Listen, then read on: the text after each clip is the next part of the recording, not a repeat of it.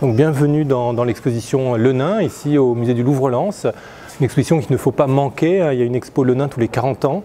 Donc c'est le moment et on a tous les chefs-d'œuvre des frères Le Nain. En partenariat avec des musées américains, le Louvre-Lens est partenaire de San Francisco, des musées de San Francisco et du Kimball donc à Fort Worth. Donc deux grandes institutions américaines pour finalement avoir tous les prêts et pouvoir présenter la vue la plus complète des frères Le Nain. Alors ils vont découvrir le mystère Le Nain, c'est le titre qu'on a voulu pour l'exposition. Alors quel est ce mystère? C'est tout simplement le fait que ces artistes nous échappent. D'une part, ils sont très singuliers, ce sont un peu les ovnis de la peinture du XVIIe siècle. Ce sont trois frères qui travaillent ensemble, qui vivent ensemble et qui signent Le Nain sans jamais préciser de prénom. Ça, c'est inouï. On n'a pas d'autres exemples, trois frères qui peignent ensemble. Et donc la difficulté pour nous, c'est d'arriver à comprendre comment ils travaillent, arriver à entrer dans l'atelier, à entrouvrir les portes de l'atelier, et puis à faire surtout la part de ce qu'a fait chacun des trois frères, donc Antoine, Louis et Mathieu. Donc c'est les deux grands objectifs d'exposition. Alors on propose une vision, on va dire, un peu nouvelle dans l'exposition qui est de considérer que c'est un travail horizontal plutôt que vertical. Alors je m'explique, c'est très simple. Vertical, c'est hiérarchique, c'est les ateliers d'artistes comme Rubens ou Lebrun, où il y a le maître qui est un artiste savant qui organise tout le processus. Et donc il a des collaborateurs, des adjoints, je dirais, et ensuite des spécialistes, répartition par spécialité. Un artiste va peindre les animaux, l'autre le paysage, les éléments architecturaux, etc. Donc très pyramidal, très hiérarchique, vertical. Les Le Nain, apparemment, c'est plus horizontal, c'est vraiment trois frères, et les tableaux circulent de l'un et l'autre sans qu'ils aient une spécialité particulière. Il n'y en a pas un qui va faire le paysage, l'autre les portraits. Apparemment, ils font tous un peu tous les thèmes, et les tableaux passent d'un frère à l'autre. Voyez. Donc c'est vraiment une logique, ils ont chacun leur travail, parfois ils prennent un tableau à côté, ils vont le compléter, les tableaux vont circuler, mais dans cette circulation vraiment horizontale, sans hiérarchie. Donc ça c'est la vision qu'on a aujourd'hui et qu'on défend.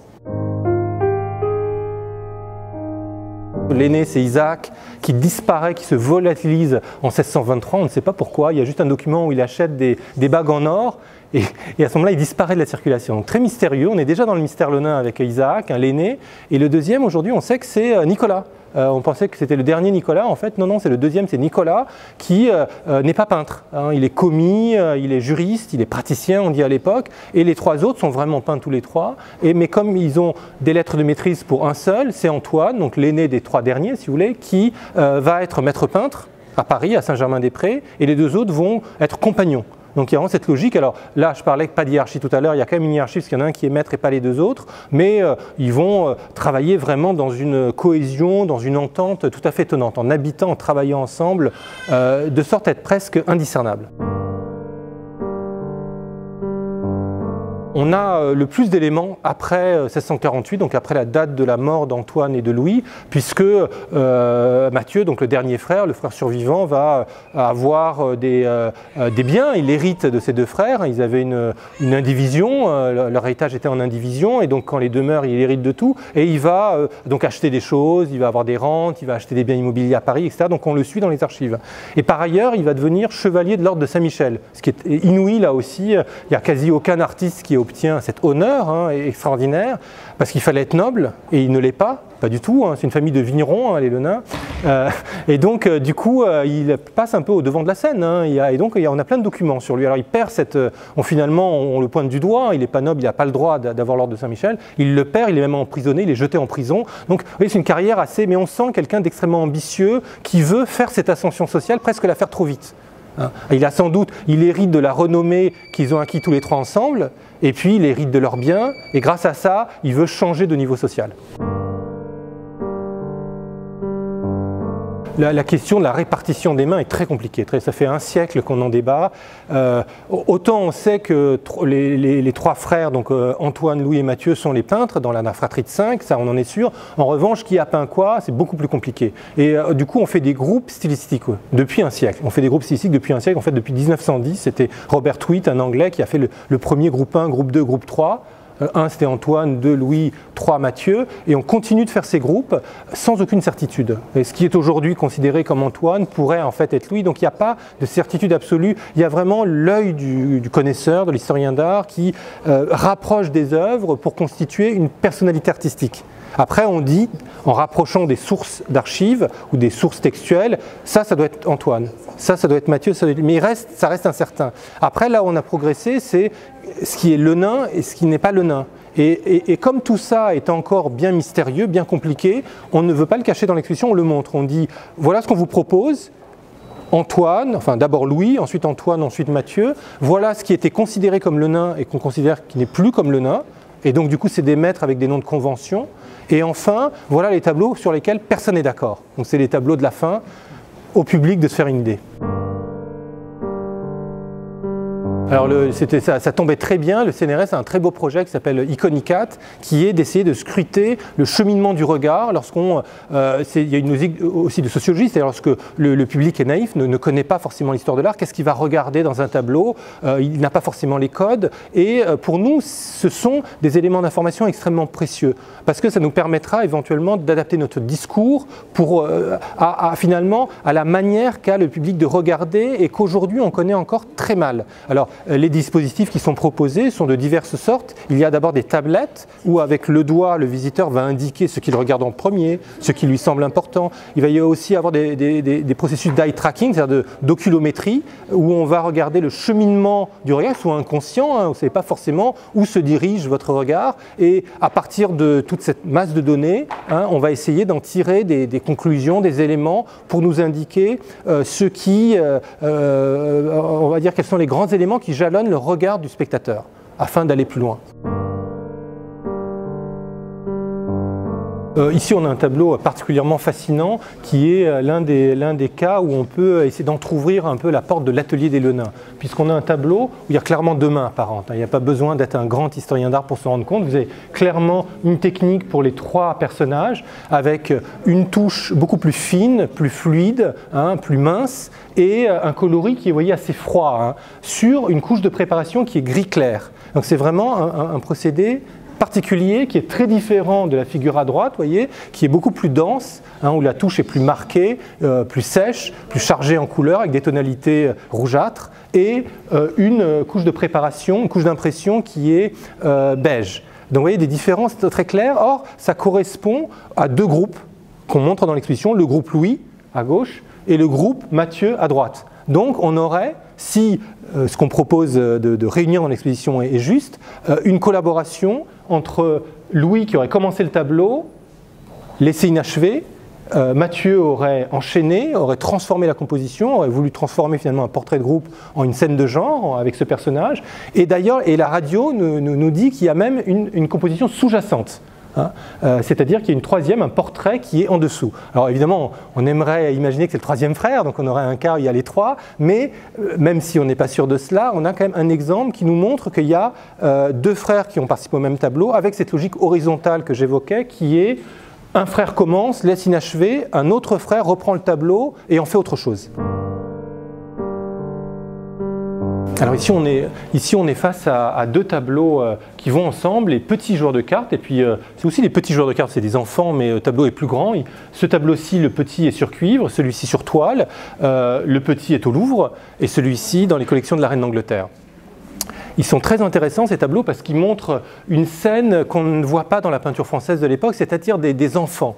La peinture d'enfants, c'est vraiment une tradition qui est nordique à ce moment-là, le nord de l'Europe. Or là, elle est représentée avec un coloris qui est assez caravagesque. D'ailleurs, ce qui est très intéressant, c'est que le grand tableau, lorsqu'il est passé en vente au tout début du 19e siècle, il était attribué à Caravage. Pensez que c'est Caravage. Ça vous montre le lien quand même avec le mouvement caravagesque qui a, c'est dit, une emprise européenne. Et puis, on a quelque chose qui finalement mêle le Nord et l'Italie avec la saveur enfantine, c'est-à-dire, c'est de l'humour hein, évidemment, le thème des joueurs de cartes est caravagesque, mais faire des enfants jouer des cartes, c'est un trait d'humour.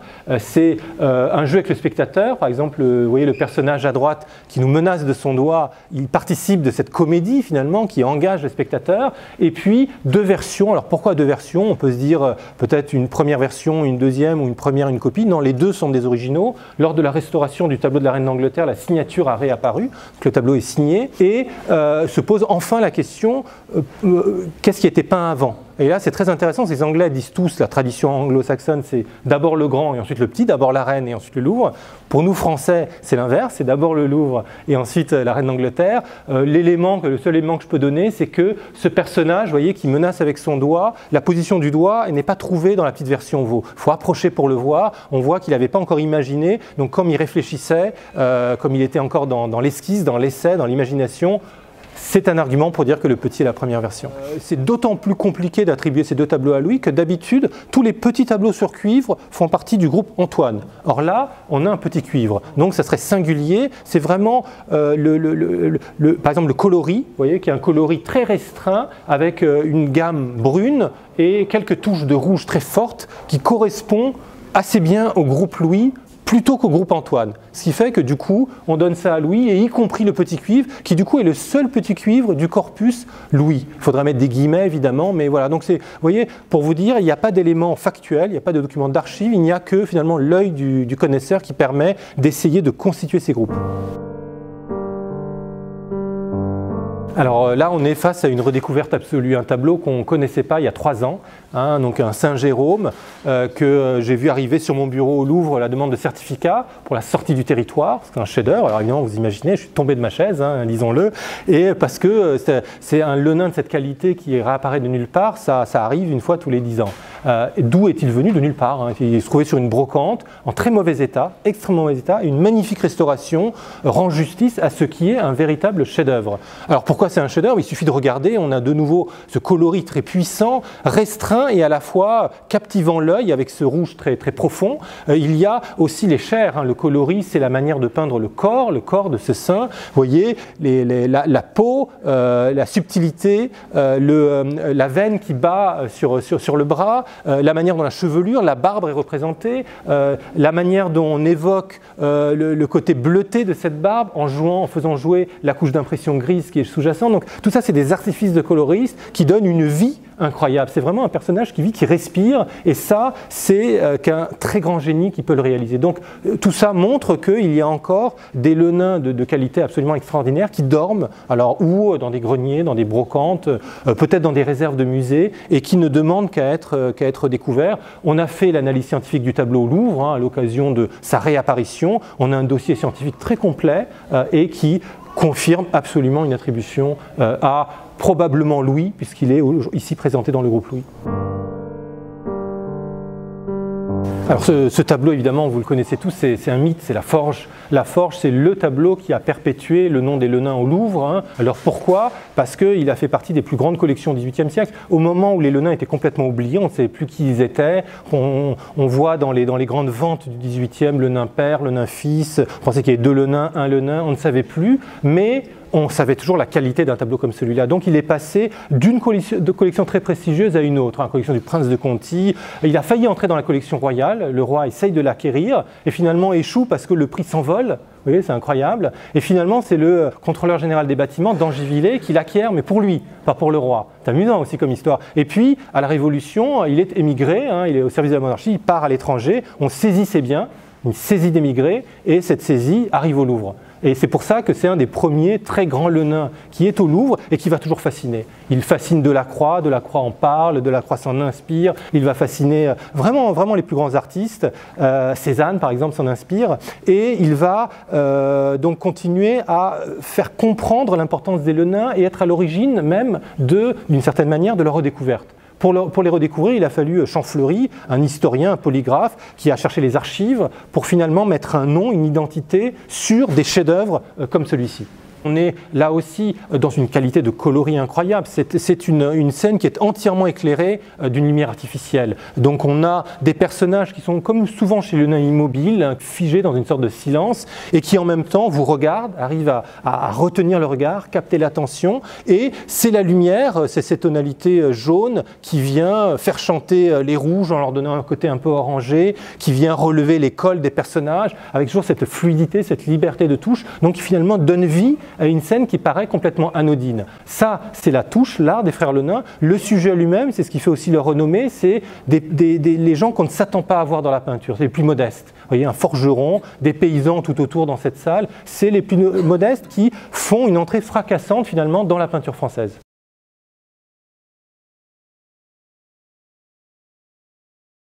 Alors l'oubli des Le Nain s'explique par un changement du goût. Le goût, il est nordique, on va dire, au moment de leur plus grande gloire. Il y a une colonie d'artistes flamands, hollandais qui travaillent à Paris et ils s'inscrivent dans ce contexte. Et aujourd'hui, l'un des enjeux d'exposition, c'est de renouer le lien avec le Nord. Parce que qu'est-ce qui s'est passé? Eh bien, le goût s'est tourné vers l'Italie.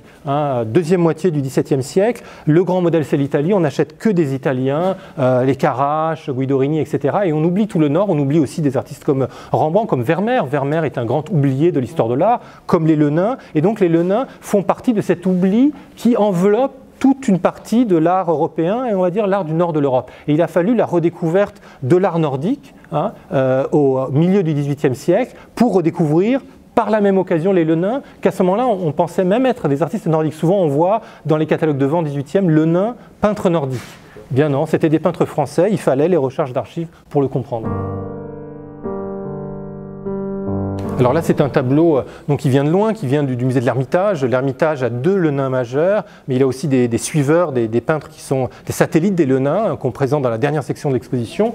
Et ce tableau, moi, il est cher à mon cœur parce que c'est un tableau qu'on a traditionnellement appelé la famille de la laitière. Et c'est Jacques Tuillier, lorsqu'il a fait la dernière grande exposition Le Nain en 1978, qui a dit « Mais non, il n'y a pas de famille de laitière, tout ça est inventé. Le vrai sujet de ce tableau, c'est l'animal. » C'est l'âne. Et là, on a de nouveau quelque chose d'entièrement neuf. L'animal qui devient le sujet même de la composition dans la peinture française, c'est inouï à cette date. Il n'y a pas de tradition de peinture animalière en France. Or là, on voit, comme le dit bien Jacques Tuillier, que tout s'organise. La composition se structure autour de la figure de cet animal, qui revient d'ailleurs presque à l'identique dans une autre composition, la National Gallery de Londres, et qui est l'Adoration des bergers. Et on a alors des éléments qui permettent de rattacher le tableau au groupe Louis, il me semble, avec un coloris assez froid, avec la qualité du paysage qui fait penser aux grandes plaines du nord de la France, avec une touche là aussi très libre, un paysage plein de souffle, et quelques figures, comme toujours arrêtées, autour de cette figure si sympathique, si attachante de cet âne. Alors dans cette simèse, on se fait aussi des plaisirs, une rencontre de deux tableaux qui sont très loin l'un de l'autre.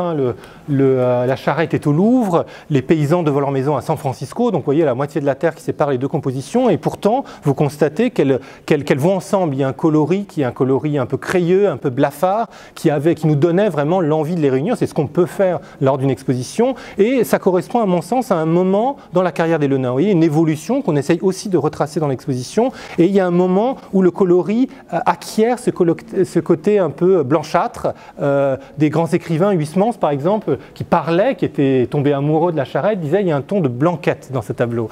Ce qui veut dire que voilà, il aimait la bonne cuisine et il aimait la belle peinture, on peut parfois réunir les deux. Et il y a effectivement ce coloris très subtil, donc je l'ai dit un peu blanchâtre, avec des accords improbables de coloris chauds, vous voyez, des bruns, des jaunes, et puis le vert, vous voyez, de la jeune femme qui est au fond, avec le jaune citron du chaudron, vous voyez, c'est une subtilité absolument incroyable, et en même temps un côté un peu crayeux qu'on retrouve notamment dans le ciel et qui rapproche le tableau des paysans. Donc voilà une rencontre qu'on a voulu où il y a encore une fois la puissance du coloris chez les Le Nain sur deux tableaux qui correspondent sans doute à un moment de leur production, probablement le début des années 1640. La provenance des tableaux, alors il y a un très grand ensemble de tableaux au Louvre, on a 15 Lenins au Louvre, grâce à l'histoire, c'est-à-dire à la redécouverte des Lenins au milieu du 19e siècle, et ensuite à des achats du Louvre, de nombreux achats à la fin du 19e siècle, et on a continué d'acheter. Les tableaux sont réapparus en France, hein, donc du coup on a la chance de conserver une collection énorme sur un nombre total de tableaux très faible. Aujourd'hui il y a peut-être 70-75 tableaux considérés comme sur des Lenins, donc 15 c'est absolument exceptionnel. Après, vous avez juste la National Gallery de Londres, vous avez 4 Lenins, il y en a 3 dans l'exposition, et après c'est 2 par musée, hein, et 2 à l'Ermitage, 2 à Washington, hein, par égal entre États-Unis et Russie, et ensuite, alors, il y en a certaines collections privées, vous avez 2, il y a même une collection privée qui a 3 Lenins, ce qui est absolument exceptionnel, et ensuite c'est un tableau par musée. Donc vous voyez que c'est très dispersé, et tout ça vous montre la difficulté de réunir tous ces tableaux. Sur les provenances, beaucoup de collections prestigieuses au XVIIIe siècle. Là, on constate vraiment que le goût pour les Lenins renaît au XVIIIe grâce à la qualité picturale propre, alors qu'on ne connaissait plus qui étaient véritablement les frères Lenain.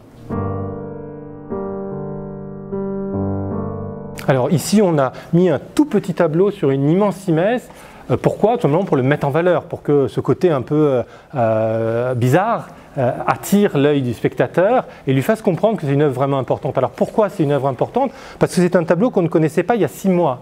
Il y a 6 mois, parce que le tableau était resté en main privée et dans la famille des Lenins.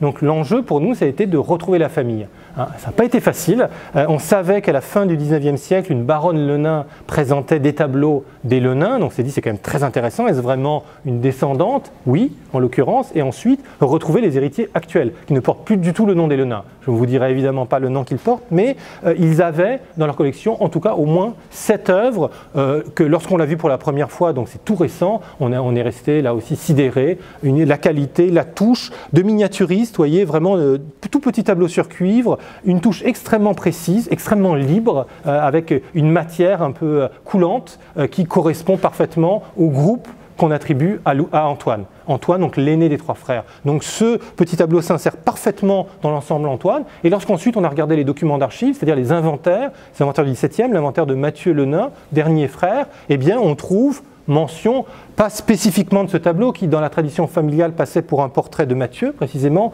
mais qu'on a pu identifier comme le portrait du comte d'Harcourt, qui est un chef de guerre, un guerrier au service de Louis XIII, du roi de France. Eh bien on trouve portrait d'homme de guerre, petit format sur cuivre dans l'inventaire de Mathieu qu'on retrouve chez son héritier Claude Lenain, donc qui est notaire à Laon, et donc c'est effectivement des petits tableaux, un petit tableau d'un ensemble qui est resté dans la famille et qui est demeuré finalement dans la famille pendant 4 siècles. Il y a un tableau qui malheureusement n'est pas dans l'exposition mais qui a forcément un regret, on arrive à un regret, peut-être le regret majeur, c'est un tableau qui est en main privée, qui est dans la collection Bute en Angleterre et qui représente un atelier. Et moi, en tout cas, et quelques autres, en tout cas moi je suis convaincu qu'il s'agit d'une représentation non seulement des 3 frères mais des 5 frères. Vous avez 5 personnages dans le tableau, 3 il y en a un qui peint, 2 qui sont des modèles, 2 autres encore et un 6e finalement dans un portrait devant, un tableau dans le tableau si vous voulez, plus âgé, qui est très certainement en fait le père de famille Isaac Lenain, et ensuite il y aurait Isaac, le frère aîné, qui est un peu en retrait dans l'ombre, il a disparu, et puis les 4 autres frères avec l'un d'eux qui est assis devant la toile. Alors là, on est face à l'un des tableaux typiques d'Antoine, donc des petits tableaux sur cuivre, hein, avec des personnages juxtaposés, hein, une lumière égale. Ce n'est pas un grand maître de la composition ou de la lumière, mais il y a une vérité, notamment dans la représentation des enfants. C'est un grand peintre d'enfants, et là, c'est très neuf dans la peinture française, puisque habituellement, les enfants servent par exemple au tableau religieux pour faire des poutis, hein, des petits angelots, mais c'est des types qu'on répète. C'est toujours finalement le même modèle qu'on répète. Ici, chez Antoine, chaque enfant est différent et l'enfant acquiert donc une personnalité et entre véritablement aussi dans la peinture. Donc il y a une saveur, il y a encore une fois des joueurs de cartes, un petit animal, souvent là aussi ça ajoute un côté aussi plus amusant, plus familier à la composition, et sur le coloris, vous voyez, une brillance des couleurs plus grande, davantage de contraste que chez Louis par exemple, et puis un côté un peu inachevé qu'on voit à travers le fond qui est légèrement texturé. Donc une composition qui apparaît extrêmement vivante et qui rend justice au talent d'Antoine, qui était donc l'aîné, qui est sans doute pas un aussi grand maître, un génie absolu de la peinture comme Louis, mais qui est quand même un peintre de très grand talent. Et donc là, on est face à un tableau, on va dire, typique du troisième groupe, hein, le groupe qu'on met sous le nom de Mathieu, donc le dernier frère, le dernier parce que le plus jeune, et c'est celui qui survit très longuement à ses deux aînés. Donc Antoine et Louis meurent en 1648 et Mathieu va survivre jusqu'en 1677. Donc il a beaucoup peint, c'est le groupe qui compte le plus grand nombre de tableaux. Et c'est le plus inégal, hein, il n'y a pas toujours le même niveau de qualité, on sent une certaine désinvolture, mais en même temps c'est très ambitieux. Alors l'ambition elle se traduit comment? Au XVIIe siècle, c'est le nombre de figures, des figures souvent encombrées de personnages. Pourquoi? Alors ça a l'air bête de le dire, mais c'était ainsi au XVIIe, on payait les tableaux d'après le nombre de personnages, pas forcément le format, mais le nombre. Un tableau à 10 figures valait plus cher, 2 fois plus cher qu'un tableau à 5 figures. Et Mathieu met beaucoup de figures dans ses compositions. Ici, on a quelque chose d'extrêmement caravagesque. Donc c'est peut-être celui qui notamment peut-être après la mort des deux frères, donc au début des années 50, se tourne vers le Caravage avec, vous voyez, des personnages coupés à mi-corps, rassemblés autour de, en fait, un bas-relief, hein, ça rappelle d'ailleurs Valentin un peu, un éclairage qui marque un clair-obscur prononcé, et puis peu de personnages, une expression très forte. Donc tout ça, c'est vraiment une tradition caravagesque qui est encore vivante dans les années 50 à Paris et qui va être mise en valeur par Mathieu. Encore un tableau qui a réapparu, c'est un tableau qu'on ne connaissait pas là, il y a 2 ans et demi, puisqu'il n'est pas cité par la littérature, il a fait partie d'une petite vente à Drouot, mais une vente minuscule, hein, une vente sans catalogue, c'était pas sur internet, impossible de savoir, une vente où vous avez des tableaux à quelques centaines d'euros, donc des choses vraiment très modestes, et puis 2 connaisseurs, hein, il faut le dire, de marchands, ont repéré l'importance de ce tableau, ont vu que ça pouvait être le nain, ont enchéri l'un contre l'autre, et donc le prix s'est envolé. Dans cette vente, aujourd'hui, tout ce qui reste de cette vente, c'est la liste des prix, des lots, et on a sur 400, 500 euros, 600 euros, puis tout d'un coup 300 000 euros. Et bien voilà, les gens avaient repéré l'importance de ce tableau, il s'est vendu ensuite tout de suite, le marchand l'a vendu, citons-le, Hubert Duchemin, qui a eu l'œil de repérer le tableau. Il est aujourd'hui en main privée et on le présente pour la première fois au public. Il montre un petit cuivre qui là est attribué à Mathieu. Hein. L'essentiel des petits cuivres, c'est Antoine, ça forme, je dirais, le noyau de la production d'Antoine. Et ici, on a quelque chose qu'on attribue à Mathieu, en le rapprochant des tableaux qui sont à côté, c'est-à-dire du tableau de Boston et du tableau de Darmstadt, avec des figures qui sont très proches, notamment la figure du Christ, ce côté ambitieux et en même temps désinvolte de Mathieu, des couleurs très fortes. Mathieu aime bien les contrastes du rouge et du bleu, rouge et bleu très intense, donc on a quelque chose qui s'harmonise dans l'ensemble Mathieu, même s'il s'agit d'un petit cuivre. Alors dans cette salle, on montre des tableaux qui ont été des Lenains. On a cru que c'était des Lenains et aujourd'hui la recherche, ça fait un siècle que vraiment on se penche sur le cas Lenain, sur le mystère Lenain, et on a écarté un certain nombre de tableaux de leur corpus et on les a donnés à ce qu'on appelle des maîtres au nom de convention. C'est-à-dire on ne sait pas qui est l'artiste, donc on dit le maître, donc en l'occurrence des cortèges, du titre de ce tableau, le cortège du bœuf, et on a rassemblé autour de ce nom, maître du cortège, maître des cortèges, un certain nombre de tableaux, aujourd'hui plus d'une vingtaine, qui sont des tableaux de très belle qualité, qui sont très proches des Lenains, mais qui ne sont pas des Lenains. Et celui-ci, en l'occurrence, eh bien, a tapé dans l'œil de pas n'importe qui, Picasso en l'occurrence, hein, qui l'a acheté, hein, et qui a toujours cru que c'était un Lenain. Vous voyez, donc Picasso s'est trompé, il ne s'est pas trompé sur la qualité de l'œuvre, qui est vraiment un tableau, vous le voyez, extrêmement séduisant, extrêmement fort, extrêmement proche des Lenains. Hein, il y a encore d'ailleurs le cartel Lenain, hein, on le voit, mais aujourd'hui, c'est vraiment un maître indépendant des Lenains, dont la connexion avec les Lenains est encore assez mal connue, mais un très beau maître malgré tout. Donc là, on a un artiste dont on connaît le nom et qui est une sorte d'imitateur des Lenains. Et il s'appelle Jean Michelin, on le sait parce qu'il y a des tableaux signés, un tableau notamment à New York qui est signé. Et ce qu'on sait par ailleurs dans les sources anciennes, les textes anciens, c'est que Michelin allait à la foire, donc la foire Saint-Germain où on vendait les tableaux, entre autres choses, pour vendre ses propres tableaux comme des tableaux des Lenains. vous voyez une sorte de faussaire des Lenins. Alors ça dit quoi? Ça dit que les Lenins avaient du succès au XVIIe siècle, dans les années 1640 et encore sans doute après 1648, donc la mort d'Antoine et de Louis, au point d'être imités, au point d'être plagiés. Et c'est ce qu'on voudrait finalement pour tous les autres artistes de cette salle dite autour des Lenins, des suiveurs, c'est-à-dire arriver à donner des noms à ces maîtres qui ont été finalement dans l'orbite, dans l'entourage des Lenins, mais dont on ne connaît pas toujours les connexions avec les Lenins. Certains, pour Jean Michelin, effectivement, pouvaient être des plagiaires, d'autres, on ne sait pas. C'est peut-être un univers proche, mais indépendant, et en tout cas, on aimerait connaître les identités de ces peintres. Donc ça, c'est le travail qui reste à faire, et c'est la partie du mystère de Lenain qui subsiste. Alors là, on est dans la section finale de l'exposition qui s'intitule les questions disputées, c'est-à-dire, pour résumer, c'est les tableaux sur lesquels personne n'est d'accord. Les spécialistes, et vous aurez la moitié des spécialistes qui va vous dire c'est le nain, par exemple ce tableau-ci, la moitié des spécialistes disent c'est le nain, l'autre moitié c'est pas le nain. Alors qu'en est-il? Eh bien on n'en sait rien. On ne sait rien. Donc ce qui veut dire là aussi les limites de notre connaissance. Il y a vraiment des tableaux qui sont tellement dans l'univers des Lenins, dont la tradition est tellement forte, tellement ancrée pour dire que c'est des Lenins, qu'aujourd'hui encore on hésite. On a besoin d'une sorte d'accord, de consensus des spécialistes pour vraiment se prononcer. Lorsqu'il n'y a pas cet accord, eh bien on est dans cette incertitude. Alors comment la percer? Comment progresser? Par exemple avec l'étude scientifique. Et dans le cas de ce tableau, c'est intéressant, on a fait une analyse stratigraphique, parce que les Lenins avaient un mode d'exécution habituel de leur tableau avec deux couches de préparation. Une couche rouge et ensuite une couche gris clair, parfois beige. Et on s'est dit, si on a ces deux couches, ce n'est pas du tout une preuve que c'est Lenin, mais c'est déjà un élément. Or, l'analyse faite tout récemment pour l'exposition montre que ce n'est pas du tout le cas. On a une couche unique, et qui est au carbonate de calcium et pas au carbonate de plomb, comme la couche grise, la couche d'impression, la seconde couche. Donc on a une mise en œuvre qui est différente. Alors ce n'est pas non plus une preuve pour dire ce n'est pas Lenin, mais c'est un élément qui plaide contre l'attribution Lenin. Donc on l'ajoute au dossier, vous voyez, une pièce supplémentaire qui est ajoutée au dossier, presque comme un dossier, je sais pas, juridique, d'assises, pour espérer peut-être dans quelques années avoir la réponse définitive. Alors on a voulu terminer l'exposition par une œuvre très forte, très puissante, qui est un chef-d'œuvre absolu, dont on a fait une restauration fondamentale au Louvre, donc qui est transfiguré aujourd'hui. C'était déjà un chef-d'œuvre avant, bien entendu.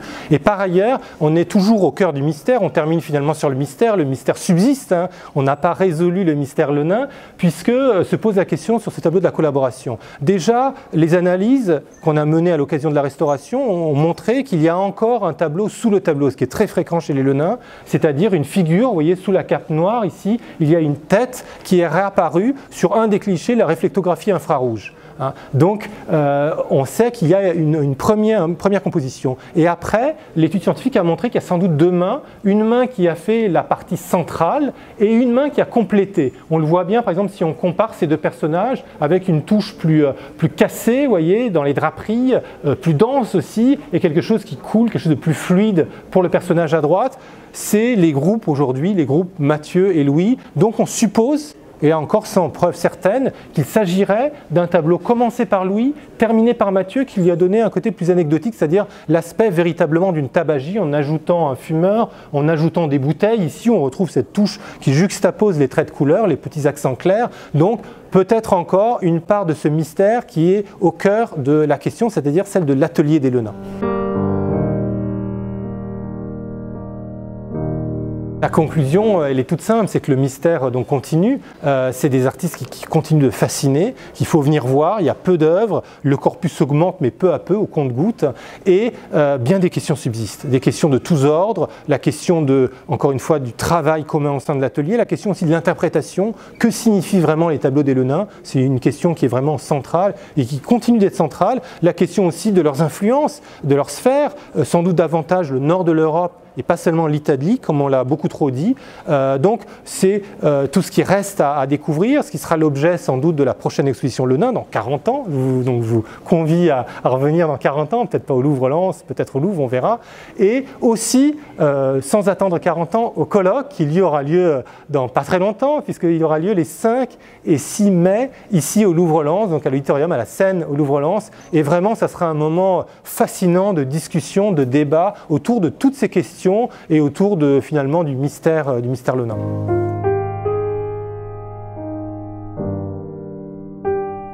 Merci à vous. Au revoir.